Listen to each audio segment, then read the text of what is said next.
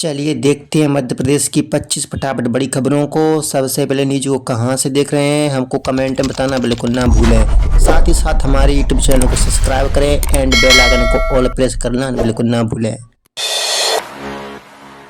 Renewable energy में MP की बड़ी छलांग, 12 साल में 25 गुना बढ़ी हरित ऊर्जा क्षमता।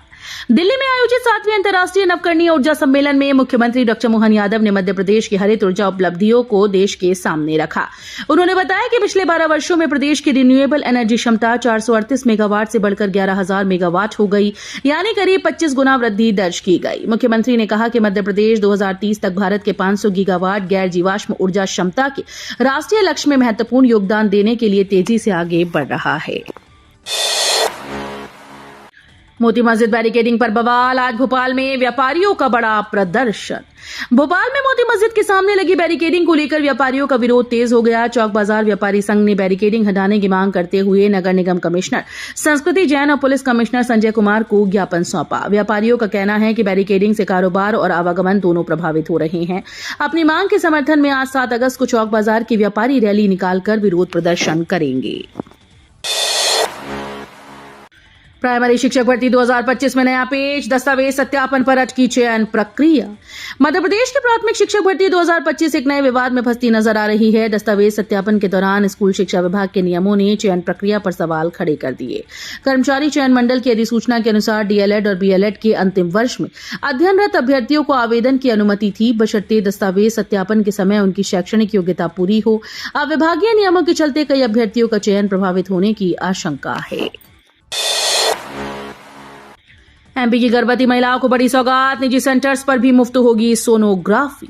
मध्य प्रदेश की गर्भवती महिलाओं के लिए बड़ी राहत की खबर है। अब सरकारी अस्पताल में सोनोग्राफी मशीन खराब होने या डॉक्टर उपलब्ध न होने पर निजी सेंटर्स में मुफ्त सोनोग्राफी कराई जाएगी। इसका पूरा खर्च राज्य सरकार उठाएगी। राष्ट्रीय स्वास्थ्य मिशन ने जननी शिशु सुरक्षा कार्यक्रम के तहत नई व्यवस्था लागू की। पूरी प्रक्रिया डिजिटल और कैशलेस होगी, जिससे पारदर्शिता बनी रहेगी। सरकारी अस्पताल के स्त्री रोग विशेषज्ञ, पीजीएमओ या मेडिकल ऑफिसर की सलाह के बाद गर्भवती महिलाओं को अधिकृत निजी सेंटर पर यह सुविधा निःशुल्क उपलब्ध कराई जाएगी। ग्वालियर से 10 करोड़ नशा मुक्ति प्रतिज्ञा महाअभियान का शुभारंभ, ब्रह्मा कुमारी संस्थान की अनूठी पहल।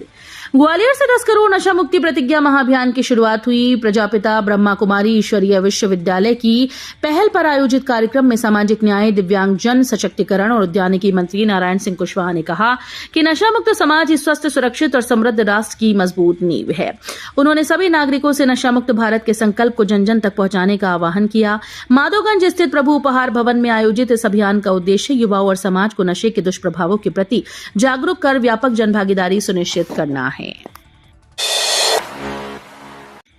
इंदौर में 1214 करोड़ की बड़ी परियोजना, 40 बस्तियों में बदलेगी जर्जर ड्रेनेज लाइन। इंदौर वासियों को जल्द ही गंदे पानी की समस्या से राहत मिलने वाली है। नगर निगम ने 1214 करोड़ रुपए की ड्रेनेज और जल प्रदाय परियोजना तैयार की। इसके तहत शहर की 40 बस्तियों में 30 साल पुरानी और जर्जर ड्रेनेज पाइपलाइन बदली जाएगी। इस परियोजना के लिए भारत सरकार के अर्बन चैलेंज फंड से 302 करोड़ रुपए की सैद्धांतिक मंजूरी मिल चुकी है। डीपीआर तैयार होने के बाद इसे राज्य शासन को भेजा जाएगा। इंदौर दाहोद रेल परियोजना ने पकड़ी रफ्तार, 2,957 मीटर सुरंग की लाइनिंग पूरी। मालवा निमाड़ को गुजरात से जोड़ने वाली बहुप्रतीक्षित इंदौर दाहोद नई रेल लाइन परियोजना तेजी से आगे बढ़ रही है।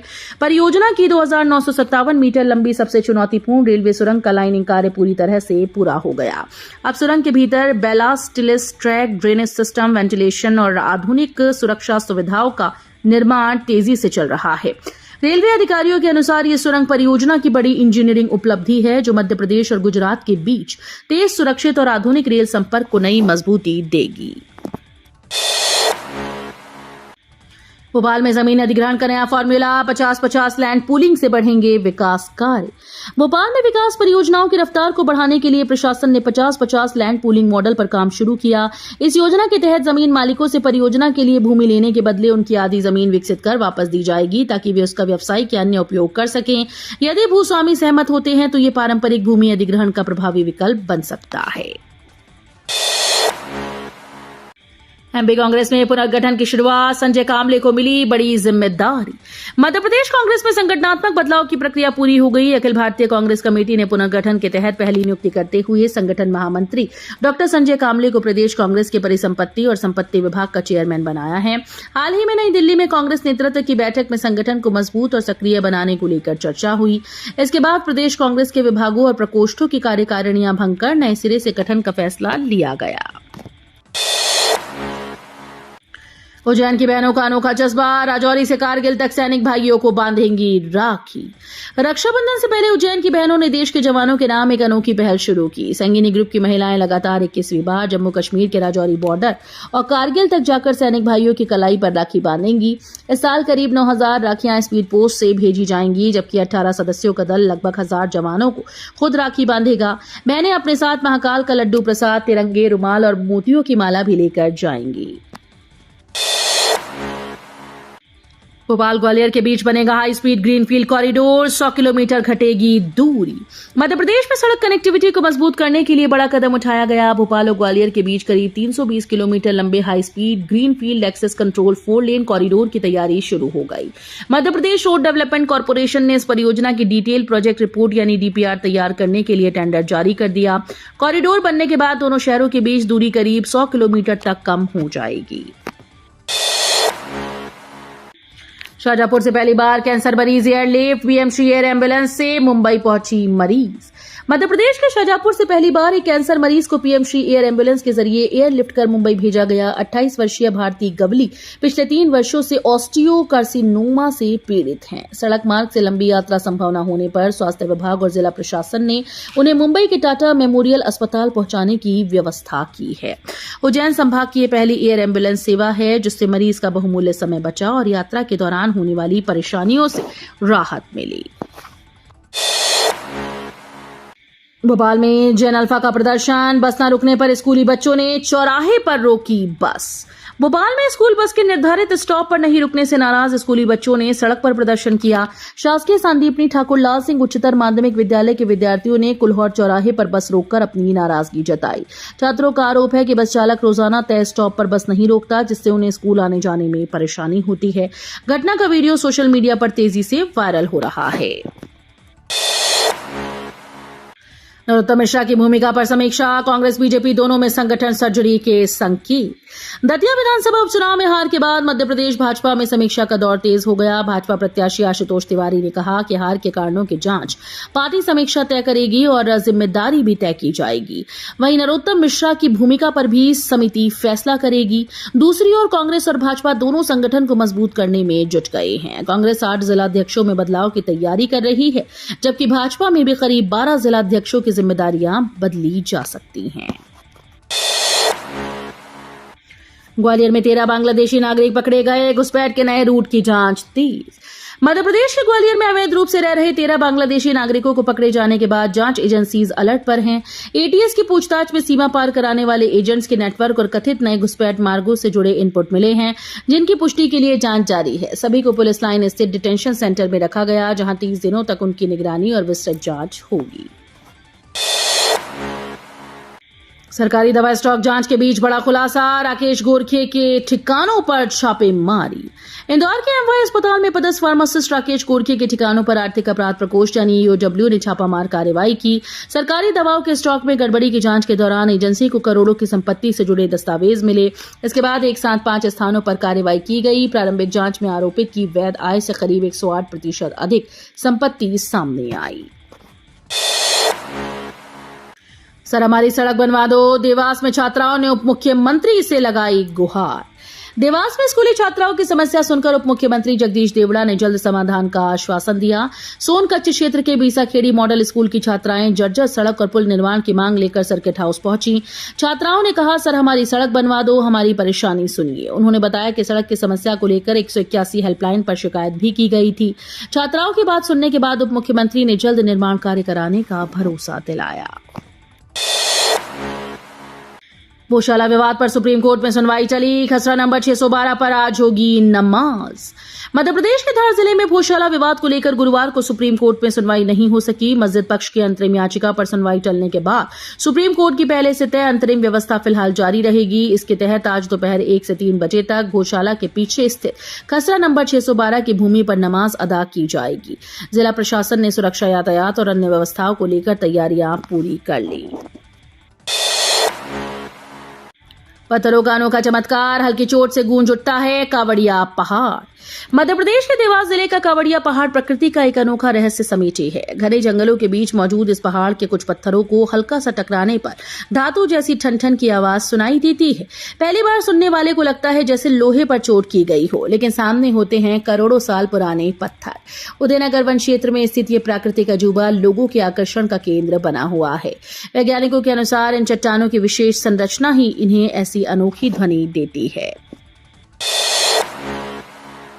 एमपी किसानों के लिए बड़ी खबर, 5 कृषि यंत्रों पर सब्सिडी की लॉटरी जारी।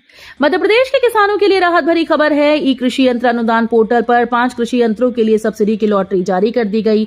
इसमें happy seeder, smart seeder, cleaner cum grader, seed treating drum और zero till seed cum fertilizer drill शामिल है। इन यंत्रों के लिए किसानों से 27 जुलाई से 4 अगस्त 2026 तक आवेदन मांगे गए थे। 5 अगस्त को ऑनलाइन लॉटरी के जरिए पात्र किसानों का चयन किया गया। चयनित किसानों को विभागीय नियमों के अनुसार कृषि यंत्रों पर अनुदान का लाभ मिलेगा। एमपी बिजली उपभोक्ताओं को बड़ी राहत, ड्यू डेट से 10 दिन पहले मिलेगा बिल। मध्य प्रदेश के बिजली उपभोक्ताओं के लिए राहत की खबर है। अब बिजली बिल ड्यू डेट से कम 10 दिन पहले उपभोक्ताओं तक पहुंचाना जरूरी होगा। राज्य विद्युत नियामक आयोग ने मध्य प्रदेश विद्युत प्रदाय संहिता 2021 में संशोधन कर नई समय सीमा तय की। नए नियमों के तहत बिजली कंपनीज बिल व्यक्तिगत रूप से डाक, कुरियर, ईमेल या अन्य डिजिटल माध्यमों से भेज सकेंगी। आयोग का उद्देश्य है कि उपभोक्ताओं को समय पर बिल मिले। साइबर ठगों का नया तरीका, मदद के बहाने खाते से उड़ाई रकम, पुलिस ने शुरू की जांच। भोपाल के शाहपुरा इलाके में साइबर ठगी का नया मामला सामने आया। एक सेवानिवृत्त अधिकारी और उनके परिवार को ठग ने रिश्तेदार बनकर 64,000 रुपए की शपथ लगा दी। आरोपी ने अस्पताल में भर्ती रिश्तेदार के इलाज का बहाना बनाया और तुरंत पैसे भेजने की बात कहकर फर्जी ट्रांजैक्शन का झांसा दिया।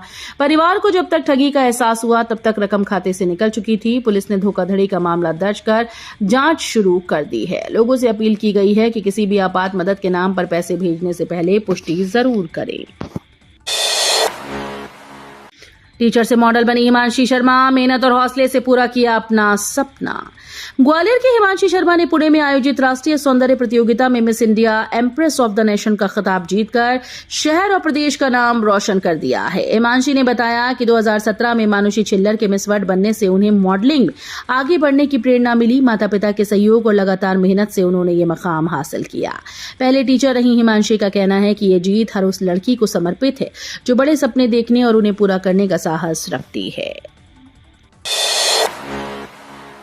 इंदौर में 32 देशों के 314 विशेषज्ञ भू तकनीकी पर करेंगे मंथन। 10 अगस्त तक होगी संगोष्ठी। फील्ड इंस्ट्रूमेंटेशन, मॉनिटरिंग तकनीकी और डेटा विश्लेषण और भू तकनीकी और भू पर्यावरणीय अभियांत्रिकी में उनके अनुप्रयोगों पर चर्चा करने के लिए भारतीय भू तकनीकी सोसाइटी के इंदौर चैप्टर और आईआईटी इंदौर के संयुक्त आतिथ्य में राष्ट्रीय संगोष्ठी का आयोजन होने जा रहा है। International symposium on field monitoring in Jio mechanics विषय पर होने वाली इस संगोष्ठी 10 अगस्त तक रेडिसन ब्लू होटल में आयोजित होगी। इस वर्ष संगोष्ठी की theme advances in field monitoring for Jio mechanics रखी गई है। रक्षाबंधन पर एमपी के यात्रियों को बड़ी राहत। भोपाल रीवा के बीच चलेंगी 4 जोड़ी स्पेशल ट्रेन। रक्षाबंधन पर अगर आप भोपाल से रीवा या सतना महर कटनी की ओर यात्रा करने की योजना बना रहे हैं तो आपके लिए राहत की खबर है। त्योहार के दौरान बढ़ती भीड़ को देखते हुए रेलवे ने भोपाल रीवा मार्ग पर स्पेशल ट्रेन का संचालन करने का निर्णय लिया। इससे यात्रियों को अतिरिक्त विकल्प मिलेंगे, सफर आसान होगा। रेलवे भोपाल और रीवा के बीच 3 जोड़ी सुपरफास्ट स्पेशल ट्रेन और 1 वन वे स्पेशल ट्रेन चलाएगा।